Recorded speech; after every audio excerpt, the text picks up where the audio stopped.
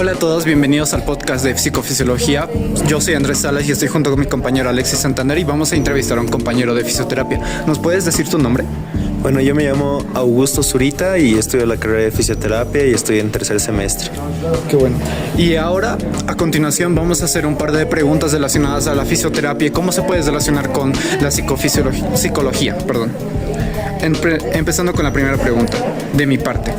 ¿Cómo influyen las alteraciones emocionales prolongadas en la neuroplasticidad y la recuperación funcional en fisioterapia neurológica o motora? Bueno, hay que tener en cuenta que tal vez algunas alteraciones emocionales, tenemos también lo que puede ser lo que sería la presencia del estrés. El estrés, como se sabe, genera lo que sería cortisol. El cortisol no solo nos genera lo que sería una sensación de estrés, sino que también es un neurotransmisor.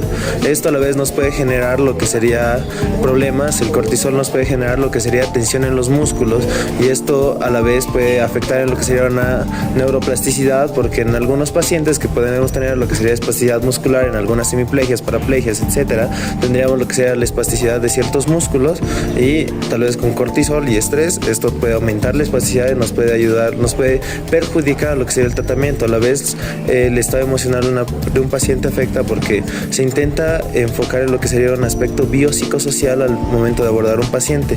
Esto a la vez hace que no nos enfoquemos solo en la enfermedad y en la biología del paciente, sino en la que sería lo psicológico, que sería los emocionales y lo social, de cómo se desempeña este paciente en su entorno.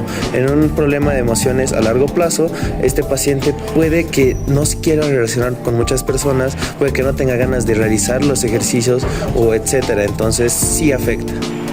En algo que mencionaste ahí me interesó mucho. ¿Cómo afecta la tensión muscular, el sudor, el que esté estresado el paciente en la terapia de fisioterapia?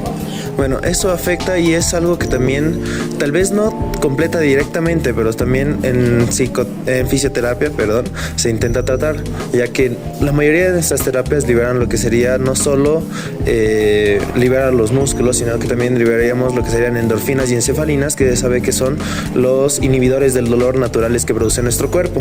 Entonces, a la vez, se intenta llegar a lo que sería una relación más estrecha entre paciente y fisioterapeuta y a veces no es tal cual directo el tratamiento que queremos dar, pero a veces el paciente con tal de hablar con alguien en medio de la terapia le ayuda bastante, porque muchas de los que serían los síndromes o padecimientos que pueden tener no solo afectan en lo que sería lo biológico, sino que también en lo social, por lo cual a veces el paciente solo quisiera hablar con alguien y nosotros podemos ayudarle con eso, a la vez que al tener estudios podemos entender de una mejor manera su enfermedad. Entonces, al hacer lo que serían las terapias, no solo puede ser masoterapia, que sería masajes, sino también lo que sea kinesioterapia, que son los ejercicios. Está demostrado que tanto la masoterapia como los ejercicios, la hidroterapia, termoterapia, ayudan a lo que sería el manejo del estrés y esto nos ayuda. Y no solo se busca lo que sería la reincorporación, rehabilitación del paciente física, sino que también psicológica y social. Ok, muchas gracias. Ahora mi compañero Alexis sigue con la siguiente pregunta. Siguiendo con esa parte, ¿no? Entendemos que los problemas, como una de las patologías como la lexitimia, puede llegar a afectar. ¿Cómo esta patología puede llegar a afectar en el tratamiento y en la recuperación de un paciente? Si me puedes enfocar un poco más en lo que es la lexitimia, por favor, que no he visto esa enfermedad hasta. Claro, la lexitimia se presenta cuando el paciente no puede reconocer sus propias sensaciones ante el dolor, no puede distinguirlas. Ya, bueno, en ese caso hay que tener en cuenta que muchas veces cuando se afectan nervios o partes del sistema nervioso tenemos un vago reconocimiento de lo que serían las sensaciones y tenemos que ayudarnos con lo que sería la propiocepción. La propiocepción sería el correcto con el reconocimiento de dónde están las partes de nuestro cuerpo en diferentes espacios sin la necesidad de verlo. Y esto no solo aplica a la posición de nuestro cuerpo, que es en lo que más se especializa, que sería yo con los ojos cerrados, aquí sé que mi hombro está en una abducción de 90 grados, el codo en una flexión de 90 grados y sé eso. sin necesidad de ver mis extremidades. Hay personas que tienen esta parte alterada, pero esto también se afecta en lo que sería el reconocimiento de sensaciones a través de los mecanorreceptores.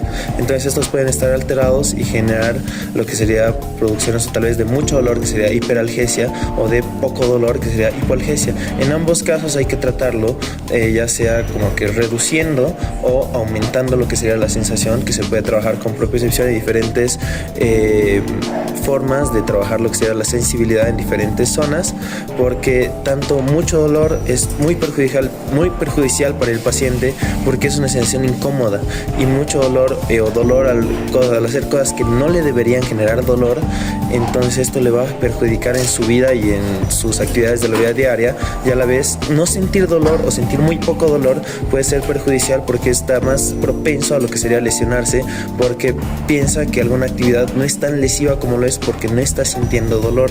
Entonces estas partes hay que tratarlas. Está bien. Un punto que me interesó es que hablas del dolor. Cuando una persona siente mucho dolor, puede llegar a generar un pequeño trauma, un pequeño recuerdo ante esto, y puede evitar esos tipos de movimiento. ¿Cómo estos pueden llegar a afectar en un tratamiento? Sí, esto es bastante común. Lo que se conoce como el miedo al movimiento sería la kinefobia o kinesiofobia, creo, que sería el miedo al movimiento. Y esto se produce en lo que sería pacientes que han tenido dolores prolongados o dolores muy intensos al hacer movimientos. Lo que puede ser algún caso común que tal vez no se toma muy en cuenta puede ser problemas como esguinces de tobillo, que son bastante comunes. Entonces, en un esguince de tobillo, después de un esguince de tobillo normalmente de segundo grado, cuando ya empieza a ser lo que se necesita un periodo de rehabilitación más extenso, o tercer grado, donde se necesitaría hasta una cirugía, entonces el paciente va a tener miedo al dolor por el movimiento.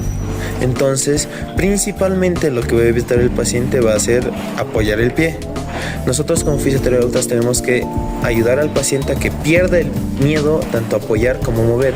¿Por qué tener miedo a mover? Va a tener miedo a caminar. Nosotros no podemos dejar que una persona no camine cuando es totalmente posible de caminar, solo que no lo hace por el miedo. Igual, en el caso de deportistas, esto se expresa al volver a su deporte, muchas personas se esguinzan en deportes, ya sea tobillo, ya sea los ligamentos cruzados en la rodilla. Hay que igual reeducar al paciente y educarlo a que no es peligroso que mueva mientras no haga actividades o cosas incorrectas, y hay que reeducarlo desde la rehabilitación. Ya puede ser en un estadio que sería objetivos a medio o objetivos a largo plazo, lo que pasa con los pacientes. Un paciente que se esguinzó el tobillo o se ha tenido una rotura de los ligamentos cruzados en la rodilla va a tener miedo al movimiento, va a tener miedo a apoyar, va a tener miedo a caminar, y es totalmente comprensible, pero hay que evitar que este miedo genere patrones de movimiento inadecuados, que ya sea en la marcha, porque esto no solo puede que nos va a generar alteraciones a largo plazo, que pueden ser posturales, pueden ser de la marcha. Esto nos puede llevar a otras patologías ya más a largo plazo que hay que después tratar y que se pueden prevenir de una manera muy sencilla, simplemente evitando patrones incorrectos por el miedo al movimiento. Está bien, muy interesante y muy educativa la respuesta que diste. Ahora te paso con mi compañero Andrés. En la pregunta anterior respondiste algo que me interesó mucho, de que el paciente, aunque esté con los ojos cerrados, sabe de qué mueve sus brazos.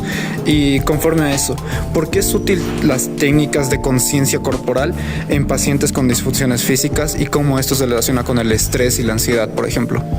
Bueno, es muy importante tener lo que sería la conciencia corporal, lo que se conoce como esquema corporal, de que es conocer nuestro cuerpo.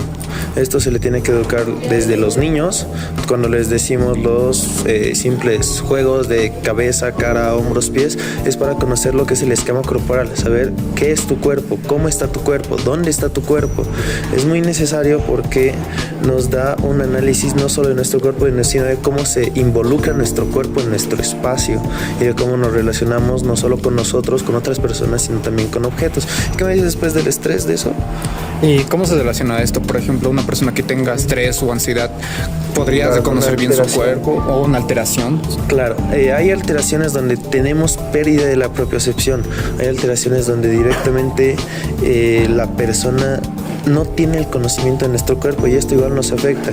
Hay personas que por esto en la marcha, lo que sería el caminar, tienen problemas. Esto hay que reeducarlo y a veces cuando ya la persona tiene afecciones que no se pueden volver a generar, por ejemplo, que ya no sepa dónde están las posiciones de su cuerpo a conciencia, o sea, cerrando los ojos sin verlo, hay que trabajar tal vez con otros aditamentos como puede ser un espejo, que el paciente se esté viendo un espejo y que empiece a mover y que él viendo el espejo mueva y eso le va a ayudar bastante. Esto, estas cosas afectan el estrés porque no es algo normal.